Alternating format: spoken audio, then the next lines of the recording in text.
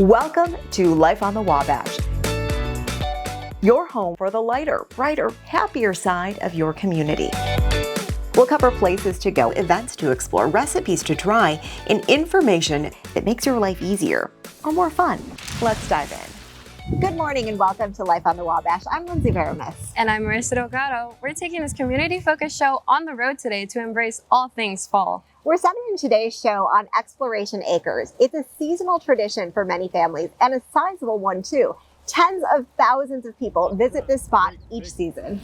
We'll learn what it takes to create these massive corn mazes, especially during a tough growing season. Can you find your way out? We're going deep inside the maze to discover how this focus on fun is keeping a family farm alive. From golden leaves to a golden girl, how Purdue University has become a hotbed for the sport of twirling. Plus, just in time for Halloween, we're going inside the costume shop at Purdue. A makeup artist shows us how to create an eerie look. Cozy up with your knitting needles. We're exploring the area's first yarn shop, what the Strand is all about. And a dose of laughter with the hilarious comedy troupe, the Crazy Monkeys. Where to catch a free comedy show. Life on the Wabash starts now. It wouldn't quite be fall without a visit to the pumpkin patch, or Northwest Indiana's largest corn maze. If you haven't had a chance to stop by Exploration Acres, buckle up because we're going to see it all.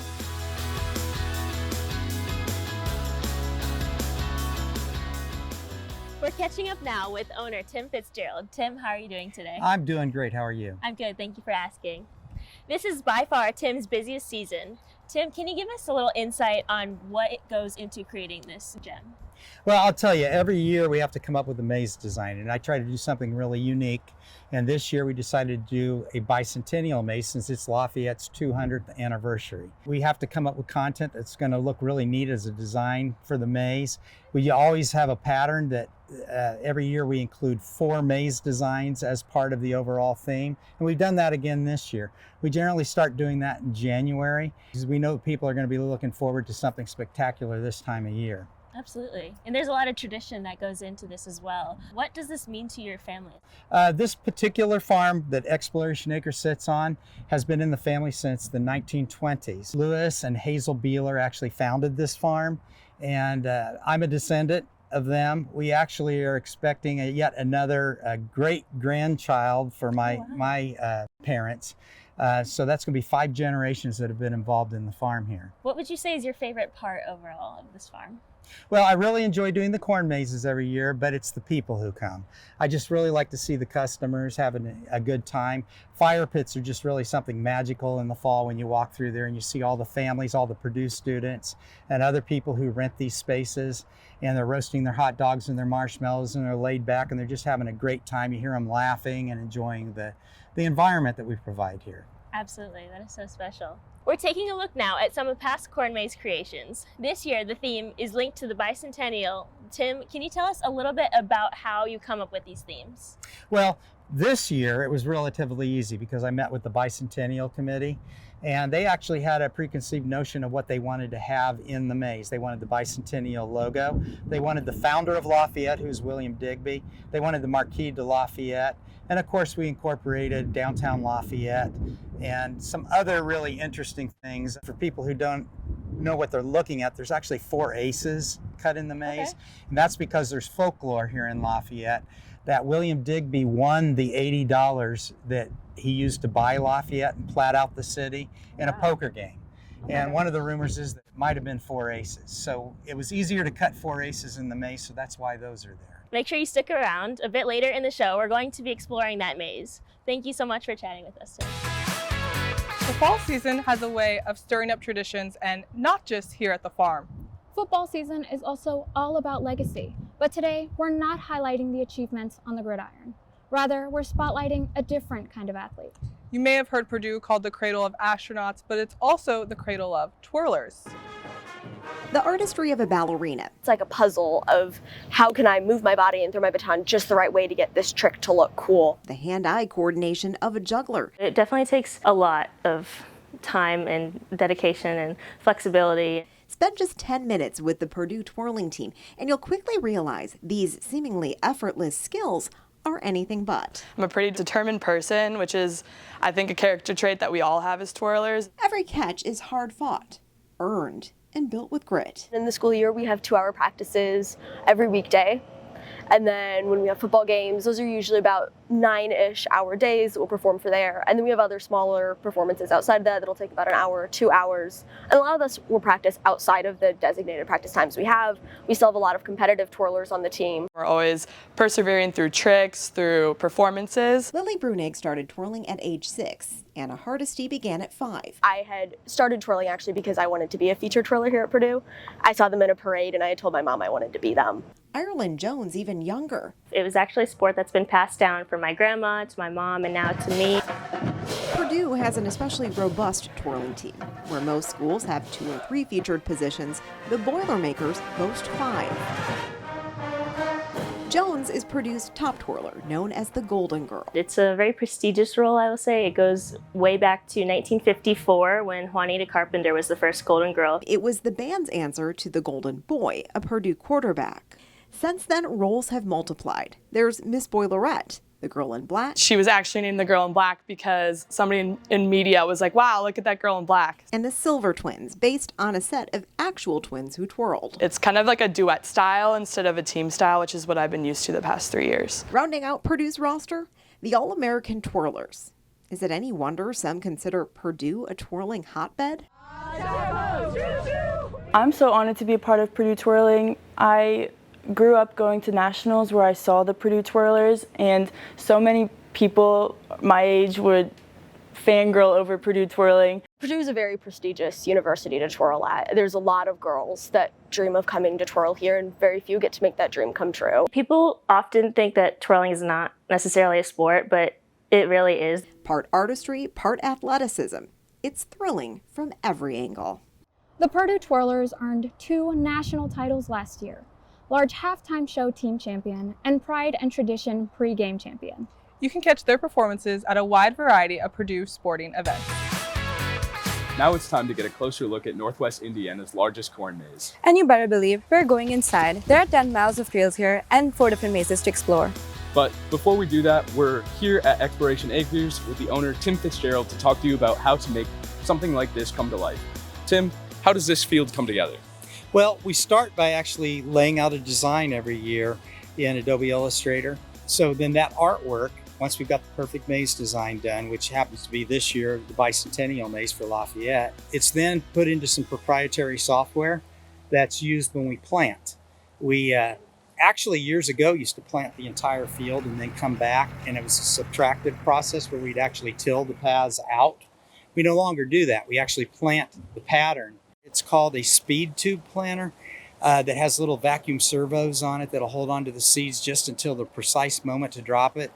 And each individual row is controlled by a satellite out in lunar orbit when we hit those coordinates. So if you're familiar with like an inkjet printer, how the head goes back and forth across the piece of paper and it sprays down the dot matrix pattern, it's very similar to that, except what we do here is we prompt the software to know exactly when we hit the coordinate for when we're going to intersect a maze path. When we're all done, once we've started on one side of this maze and we get all the way to the other, you've got a complete design. And we actually have software that gives you real-time verification that every seed is planted exactly where you want it. Well, the most challenging part is always the weather every year for us. That has nothing to do with the setup, but we have to work in all kinds of conditions leading up to the season. This year, we've had quite a handful of weather events that have hit us. We've had to deal with too much rain right after planting. We've had to deal with a drought. We had 95-mile-an-hour winds hit the maze when it was only about this tall and lay some of the corn over. And then we had a lot of trees knocked down in the woods. We probably lost about 30 trees to wind damage, and we had to clean that up. And that was all leading up to just wanting to be able to open. But as far as, making this a great experience for everybody every year, that's pretty painless. If you can get the maze planted, you've got half the work done already. Can you tell me what the experience is like for visitors? Yeah, when people come here, they expect to be able to do a variety of mazes. And every year we always have 4 maze designs, and they range from about a half a mile in maze paths all the way up to this year, the 200th anniversary bicentennial maze is almost 5 miles long. I think it's like 4.7 miles, something like that. So when maze visitors come, they usually start with the smaller ones, and they work their way up. So if they've never done one before. We're kind of unique also in that we partner with 28 different local advertisers who own checkpoints in our maze. There's an ad there, and everybody receives a maze map to navigate with. And if they find, checkpoint 1, they'll go there, and there's a hole punch. You punch your card, and you'll receive whatever the free perk is that advertiser has. There's 28 opportunities like that. So, you pay admission, you find 3 or 4 of those, you cover your price of admission. But it's actually one big game that you can play. For instance, the smaller mazes have things that are geared more towards families and small children, ice cream, and Once Upon a Child, which is, secondhand clothing, things like that. When you get into some of the bigger mazes, you've got car wash discounts, free interior cleanings on your car, oil change discounts, $500 off a used car if you go to a used car dealer. So we've got something for everybody. I was wondering if you had a favorite design over the past years that you've worked here. Well, there were 2.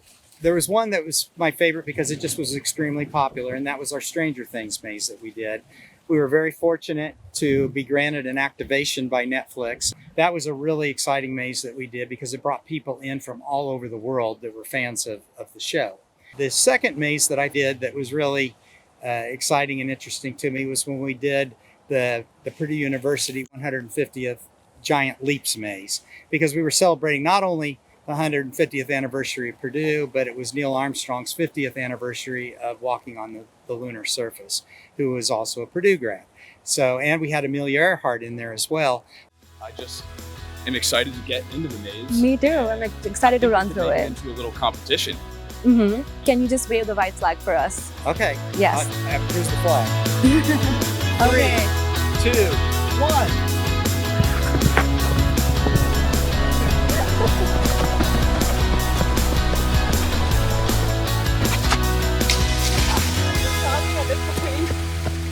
While we let Owen and Anaya catch their breath, the corn maze is open through October 26th, Thursday, Friday, Saturday, and Sunday. Here's a look at the hours. Tickets are $14.50 for adults.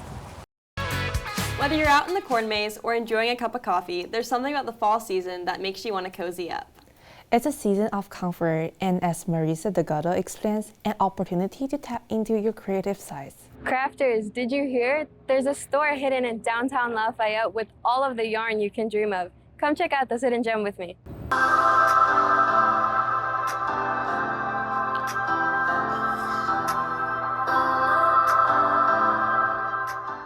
I'm here with Ellie, the creative director of Strand. Thank you for having me. Yeah, of course.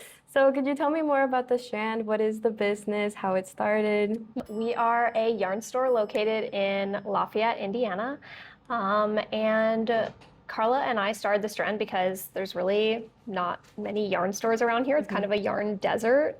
It's like we have, Michael's and Hobby Lobby, but at those big box stores, you're not really getting that personalized experience. So we wanted to start the Strand because we felt like this community really needed a fiber arts space. So we wanted to give them this space to come and create and, browse our selection. That's amazing. And I saw on your website, you guys have a lot of events from beginner level classes to more advanced level stuff. Yes. Could you tell me more about those events? Yeah, so we do project-based classes. So we like to feel like everybody that comes in here gets to walk away with something. So, the beginner classes, even, we have them make something from start to finish, fully step-by-step tutorial style. The instructors here are awesome, very friendly, and you can ask them pretty much any question, and they're just experts. The other thing we offer at the Strand, we have a 3D printer, and it allows us to make some accessories for knitters and crocheters, such as yarn bowls, bag bottoms, stitch markers, that kind of thing. We also wind yarn at the Strand, so anything you buy here, if it's in a hank, we can unhank it and put it into a nice little cake, and it makes it a lot easier to work with. So yeah, we do winding services and this is what a Swift looks like in action. And I also saw that you guys like supporting a lot of small businesses with like your yarns. Could you talk more about that? Yes, this yarn right here is a local hand dyer. Oh. It's called Ruby and Roses, and yeah, her name's Addie, and she hand dyes all these yarns right here in town. We also hand dye our own yarn here, and yeah, so this is our local yarn, but we have a lot of different budgets of yarn. We have a wide variety, so we have everything from your budget acrylic up to your luxury yarns like silk and merino wool and that kind of thing. So anything on this side is more of the budget yarn, and then over there it goes more up to high end. But we're really here for everyone. We're here for the crocheters, the knitters, all the fancy yarn people, and all of the crafters on a budget. So we have a little bit of something for everyone, and that's actually one of my favorite things about the Strand. That's amazing. Yeah. And you said that it's very open for everybody. Yeah. How else are you like involved with the community?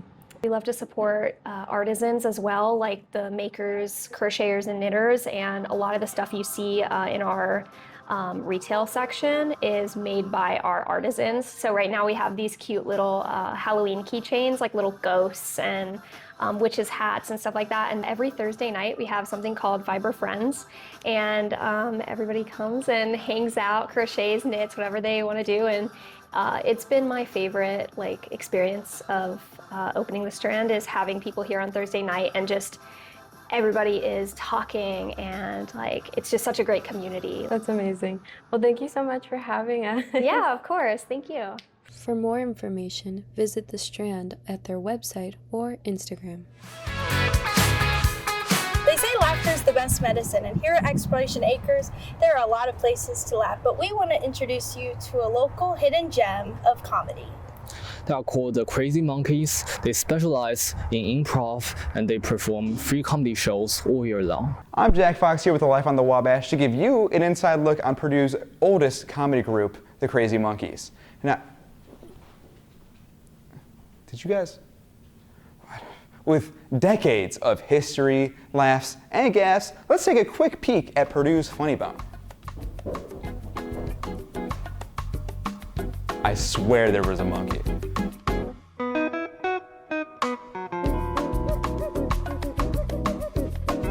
I'm here with Ethan, who is the president of the Crazy Monkeys. Now, Ethan, what are the Crazy Monkeys, right? What do you guys do? Yeah, so we're the Purdue's premier improv comedy group. We do short form improv for campus, live, 100% for free, all based around our audience suggestions. So what that means is we do 3 to 4 minute games, making up comedic scenes, all based on the things that are given to us in the moment. We go into it 100% blind, fully trusting each other and just seeing what happens. I initially joined the Crazy Monkeys because I did not make it into the Quiz Bowl team. It was not my best performance. I have a lifelong dream of being on Jeopardy, but I slowly realized that I cannot actualize that in my early 20s, so I better just learn how to be funny instead, so that way I can be more like a Alex than a Kenny, you know what I mean? Absolutely. What do you think the Monkeys mean to the greater Lafayette community? What do the Monkeys mean to you? There is such a big interconnectedness between the Crazy Monkeys and the Lafayette/West Lafayette comedy scene. For instance, the Lafayette High School, Jeff High School improv group is ran by a former Crazy Monkey, which is a really big up for us. And then One Size Fits All has a few old monkeys that have gone through it as one of their prevalent members, One Size Fits All being the prominent improv comedy group of Lafayette, of the greater Lafayette area. And the Crazy Monkeys in the West Lafayette community is just such an institution. I think one of the most unrecognized underground institutions. We have over 80 alumni. A lot of them are still doing comedy today. A lot of them are not. A lot of them are in engineering. A lot of them are in the arts. A lot of them are teachers. A lot of them are still in the community giving back. And a lot of them learn to love campus from the perspective of being in this group, because what this group does is it prioritizes what it means to be in a community. And just being in West Lafayette is what gave it that start and that go, because we all are able to bond over the fact that we love Purdue, we love West Lafayette, and we love each other. The Monkeys to me are a family. We're a small, tight-knit group, and as performers you have to be really close to each other. You have to trust each other a lot, especially with some of the crazy things that we get up to on stage, and especially the fact that we're going into it just as blind as our audience. So we really have to have a sense of trust. We really are a family. I was able to make it to a Crazy Monkey show to ask some audience members what the troupe means to them. I'm here with Addie. Addie, why are you here at the Monkey Show? What do they mean to you? You think they're funny? Yeah, I think they're hilarious. I first started coming with one of my best friends, Ellie, and at first I just came because it was like something to do, and I just keep coming back because I think they're so funny, and honestly they give me a good laugh. And right now we have a lot of exams, and it's like really like helping me not focus on exams, like get too stressed and in my head about it. It's like a good outlet for me, and I feel like for everyone here, it's really fun.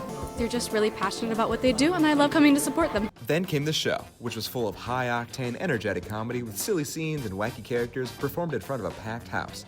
The Crazy Monkeys always have audience volunteers come on stage, and I was able to talk to one of them after the show. She might look a bit familiar. Well, welcome back, Addie. You were a audience volunteer for the show. How was that experience? How did that go? It was so fun. It was a little nerve-wracking at first because I was told I would have to guess history things, and that's not my forte. But I mean, it was still very fun. Yeah. What did that add to the show for you, to be able to be on stage, to be able to be with the Crazy Monkeys, making jokes, things like that? I felt really a part of the experience, which is something I never really get to feel like in the audience. Like sometimes I'll like shout out things, but like they won't hear me, they'll pick something else. It was just a great new experience. I felt like a part of something that I really enjoy, honestly. It was like, I don't know, it was kind of like a dream come true. It was really fun. I loved it so much. Thank you so much. You were great up there. Congratulations, and have a good night. Thank you. If you want to see the Crazy Monkeys for yourself, their next show is Halloween night at 9 p.m. in Loeb Theater. Eerie, elegant, or otherworldly, makeup can get very artistic this time of year. Costumes, too. Need ideas for your spooky look? It's time to get some professional advice. We're headed into the costume shop at Purdue's Department of Theater and Dance. For most of us, we think about costumes once a year at Halloween. But here at the Purdue Department of Theater and Dance, costuming is a year-round experience, and it can get pretty elaborate. We're going to check in at the costume shop to get some tips and tricks for this season. Joining me now, we have Ashley Bellett, a professor of costume design. Walk us through the process. Where do you begin? So we always start with research and the story. So for the snow, which is coming up here, we have a little bit of our research. So we've got a little bit of background from where the costumes are going to come from, ideas, and then our costume designer takes that and starts to build the world. What are these people are wearing? Where do they come from? How do we put all of these things together? What do the different people look like in that world? And then we get to create some kind of fun characters, maybe some birds, maybe some puppets. We get to do a little kind of crazy stuff. And then maybe we get to do a little bit of decoration. For this particular show, our designer, our graduate student designer, Caitlin Davey, got to design the embroidery. So we got to use our embroidering machine and do some pretty cool stuff here. But we also are doing some pretty cool crafting. So we're doing some, I know it's pretty crazy construction, doing some foam heads, we've got some feathers, and our student Rivers Blue is working on figuring out how to make this full body puppet work. And you were saying this is band gear? This is, it's an old drum, like a drum brace. How big is your team that crafts this? You know, every semester it's a little bit different. We have 2 graduate students, and then we've got undergrads that, I have to say, this semester we have probably like 8 or 10 undergrads who have come, and they have a wide variety of skills. They just come with so much energy and interest, and every day it's just a day of experimentation in the shop. So, And the show you're currently working toward is the snow. Any particular challenges or excitement in that? Oh my gosh, it's a TYA geared show. So we've got a slingshot, we've got snow, we've got birds, we've got all kinds of stuff. We've got a lot of moving scenery and a big cast. So that's a lot of work for the costume shop. Well, one of the reasons we're here is to get some advice on makeup for Halloween. Do you love Halloween? I personally love Halloween, and we love Halloween here in Powell Hall. We like to do an office trick or treat just for Halloween as well, so yeah. Okay, well let's go check out the makeup team. We're here with Caitlin Davey, a makeup expert now. What are we making today? We are gonna do a really fun, quick wound. I love doing this in my class, the stage makeup class here at Purdue right before Halloween. My favorite trick for creating these is just using tissues and liquid latex that's really easy to find at the Halloween store. Just tissue paper? Tissue paper, yep, the ones you get in a box, because you can kind of separate them open and get multiple layers out of them there. So what I've done on Rivers here, who's my lovely model, is I have put down a layer at a time. I've got about 3 layers on there of some latex around the outside, and then a layer of the tissue on, and let that dry and set down, and then do a second and a third. So what it's left is kind of a bubble in the center. So what I can then do with either a pair of tweezers or something with a blunt end, I don't recommend putting scissors near your face. Sure. Is I can kind of go in to that area where there's no latex and tear it to actually create my wound. And because I've got multiple layers of tissue there, it's going to create a really nice kind of frayed edge. Because then what I can do is come in with a foundation color, if I warm it up, on my hand and make this match into the skin a bit more. But the nice thing is with a wound is we're going to build up some of that really gross red color and hide some of those on and create some of that bruising. So I just want to create a little bit of a base on here, because then I can go in with some of my more gnarly bruise colors and lay in reds, purples, yellows, and greens. I get really in-depth, and I have been known to have a folder full of bruise images on my phone at times. Fun fact, which is not maybe the most fun. But I love bruises because they kind of build outward. So I can start with a really deep red, almost brown, that has a little bit of a purple to it, like I am here. And then I can build outwards, and I can layer in my yellows and greens, which you kind of see on the edge of a bruise as it develops there. So now I've kind of built up this gnarliness and this kind of gross coloring. I can really get in, and the first thing I like to do is take a brush in a black color and just lie in the very center of that wound spot some depth, so that when I go in with my blood, it's really nice and dark. So I can kind of pat on this powder. And what I find really helps is just really caking it on at first and then going in with that brush and brushing off the excess, so I'm not moving around any of the work that I've already done. Wow. There. It's coming together. And then I can go in with everyone's favorite bit, the fake blood. But I'm kind of laying this blood in there. And the nice thing about having that void created is I can really pack this in and make it look really natural before I get some dripping going from that area. Wow, that could scare someone. In that. And I kind of wipe it around and have some fun with it there as well. And now I'm going to send Rivers off to their evening looking like they've been in quite a bad fight. Okay, well, you can catch the artistry when the curtain rises for the snow. That's coming up November 14th. If you think that costume closet looks intriguing, or you're still trying to figure out what to wear this Halloween, we have good news. The Purdue Department of Theater and Dance is holding a costume sale. It's set for October 23rd and 24th. That's from 10 a.m. to 4 p.m. on campus. Drop by Powell Hall's Dorothy Runk Menon Lobby to shop. You have a story you'd like to see in our next episode of Life on the Wabash? Send us an email, connect with us on Instagram, or subscribe to our YouTube channel. Your voice will help drive the show, and we're eager to hear from you. Here's a look at when you can find us next. Brought to you in partnership with Purdue University Brian Lamb School of Communication and NBC 16 Lafayette, a Star City TV station.